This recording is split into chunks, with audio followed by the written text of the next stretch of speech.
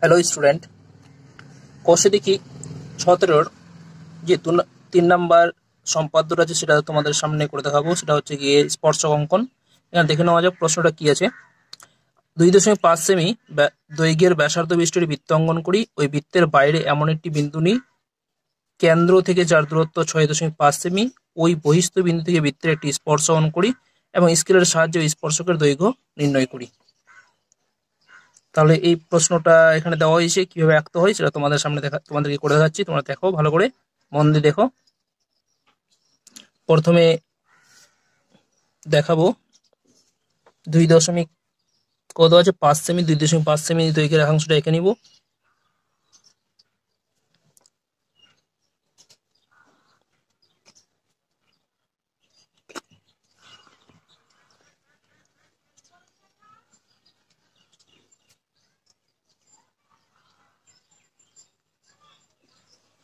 দুই দশমিক পাঁচ সেমি দৈর্ঘ্যের রেখাংশ এঁকে নিব।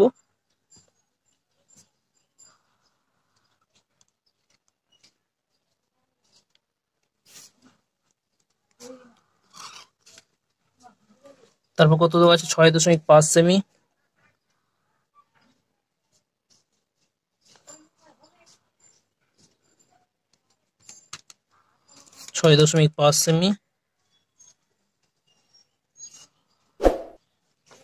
তারপরে দেখো কিভাবে আঁকছি। 6.5 সেমির চেয়ে একটা বড় সরলরেখা নিব।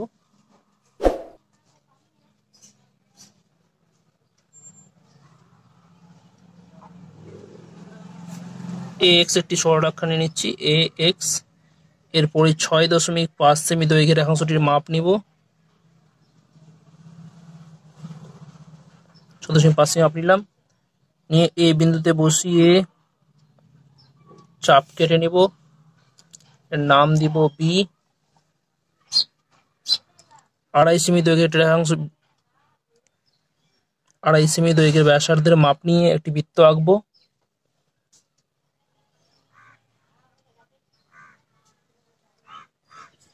এই বিন্দু বসে বৃত্ত আঁকছি। এ হলো 2.5 সেমি ব্যাসার্ধ বিশিষ্ট বৃত্ত। তারপর এই বৃত্তের যে বহিস্থ বিন্দু বি, সেখান থেকে একটা স্পর্শক অঙ্কন করব।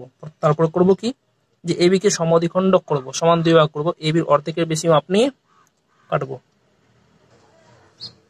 এবির অর্ধেকের বেশি মাপ নিয়ে উপরে চাপ কাটছি, নিচে চাপ কাটছি।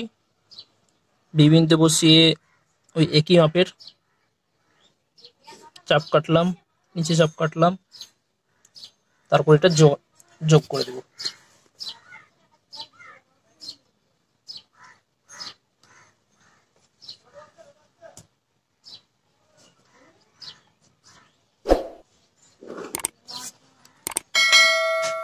এটার নাম দিয়ে দিচ্ছি ওয়াই।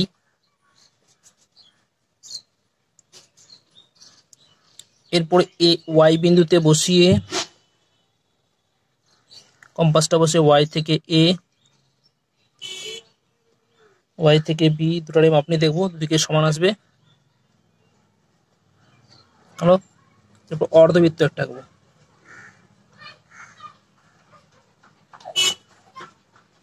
আঁকা হলো। এরপরে ওই বৃত্তটাকে ধরে নিচ্ছি, ওই অর্ধবৃত্ত যে আঁকা হয়েছে ধরে নিই বৃত্তটাকে, এই কেন্দ্রীয় বৃত্তটাকে পি বিন্দুতে ছেদ করেছে, ধরে নিলাম পি বিন্দু ছেদ করেছে।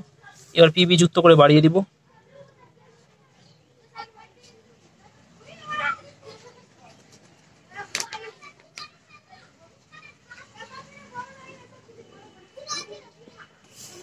তারপর এর সঙ্গে পি জয়েন করে দেব।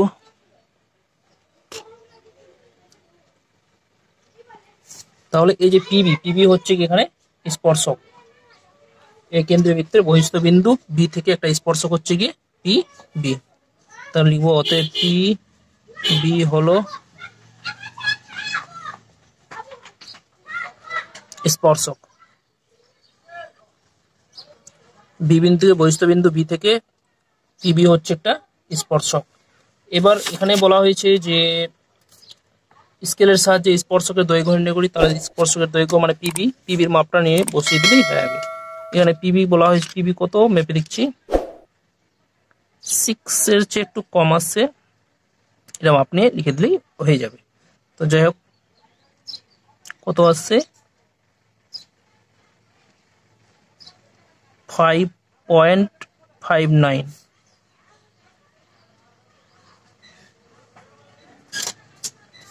প্রায় এই হলো 3 নম্বর সম্পাদ্যটা। পরের সম্পাদ্যটা দেখাচ্ছি তোমাদেরকে। এরপর কষে দেখি 17 4 নম্বর যে সম্পাদ্যটা আছে 2.8 সেমি দৈর্ঘ্যের ব্যাসার্ধ বিশিষ্ট একটি বৃত্ত অঙ্কন করি। বৃত্তের কেন্দ্র থেকে 7.5 সেমি দূরে একটি বিন্দু নিই। ওই বহিস্থ বিন্দু থেকে বৃত্তের দুটি স্পর্শক অঙ্কন করি। এখানে দুটো স্পর্শক আঁকতে বলা হয়েছে। 2.8 সেমি বলেছে, তো 2.8 সেমি মাপটা নিই।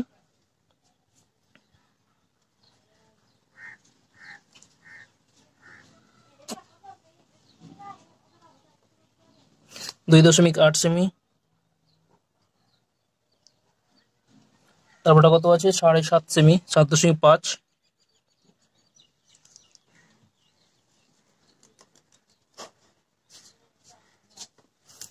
এখানে 7.5-এর চেয়ে একটা বড় শোলা নেব, নাম দিয়ে দিচ্ছি AX।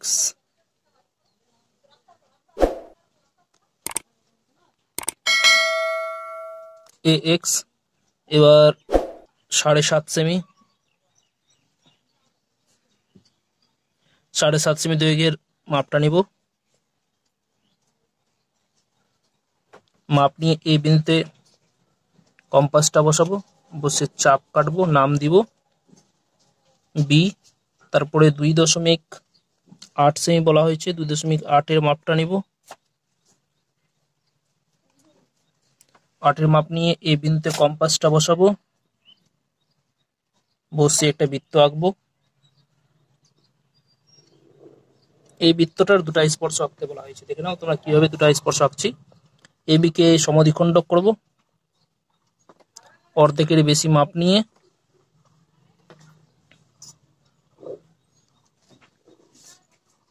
ডি বিন্দু বসে আবার চাপ কাটবো। এ বিন্দু বসে উপরে চাপ কাটলাম, বি বিন্দু বসে এবার উপর নিচ চাপ কাটবো। এবার যেখানে ছেদ করবে দেখে নাও, সমদ্বিখণ্ডক দুটাকে এই যে ধরে নিচ্ছি, এটা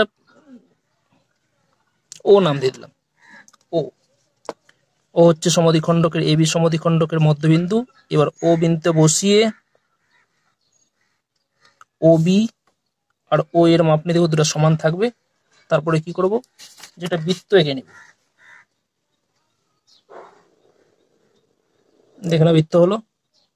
এবার এই যে বৃত্তটাকে ধরে নাও কোথায় ছেদ করেছে? P বিন্দুতে। এটা কিউ বিন্দু ছেদ করেছে, এটা এখানে দিয়ে রাখি। আচ্ছা যাই হোক, এবার বি এর সঙ্গে P জয়েন করে বাড়িয়ে দিব।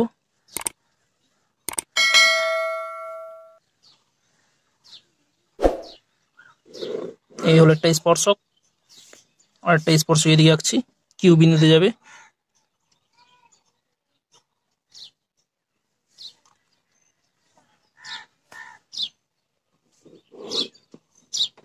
তাহলে দুটো স্পর্শক হলো গিয়ে বি কিউ, একটা হচ্ছে পি বি, এই দুটো হচ্ছে গিয়ে স্পর্শক। তাহলে এখানে লিখে দেব যে পিবি এবং বি কিউ দুটি স্পর্শক। এই কেন্দ্রীয় বৃত্তের বহিস্থ বিন্দু বি থেকে দুটো স্পর্শক হচ্ছে পিবি, এটা হচ্ছে গিয়ে বি কিউ। অতএব পি বা বিপিও লিখতে পারি বিবি এবং বি কিউ হলো দুটি স্পর্শক। অর্থাৎ এ কেন্দ্রে যে বৃত্ত তার বহিস্থ বিন্দু বি, বি থেকে স্পর্শক হচ্ছে বিপি, আরটা হচ্ছে বি কিউ। তো যাই হোক, এই ছিল দুটো গুরুত্বপূর্ণ উপপাদ্য। তোমরা ভালো করে প্র্যাকটিস করো যেন পরীক্ষা করতে পারো। যদি পরীক্ষা আসে তাহলে অবশ্যই যেন করতে পারো। এইভাবে ভিডিও আরো বেশি করে ভিডিও পেতে তোমরা চ্যানেলটিকে লাইক এবং সাবস্ক্রাইব করে নাও। ধন্যবাদ।